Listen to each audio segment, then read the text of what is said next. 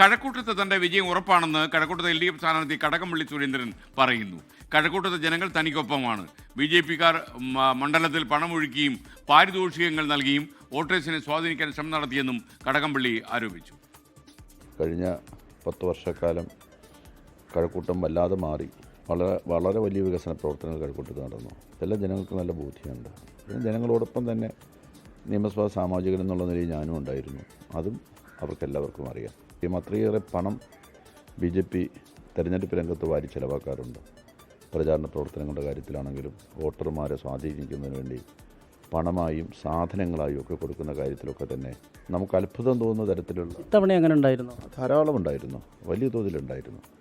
ഒരു 4 വോട്ടിന് 1.5 ലക്ഷം രൂപ വിലയുള്ള ഒരു സാധനമായി കൊടുത്തതുപോലും എനിക്കറിയാം.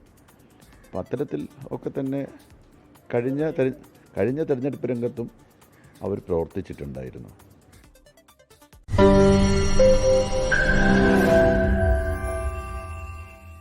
ലോകത്തെവിടെയായാലും ഏത് സമയത്തും 24 വാർത്തകളും ഓഗ്മെന്റഡ് റിയാലിറ്റി പാക്കേജുകളും എക്സ്പ്ലെയിനറുകളും വിശദമായി കാണാൻ ഞങ്ങളുടെ YouTube ചാനൽ നിങ്ങൾക്ക് സബ്സ്ക്രൈബ് ചെയ്യാം.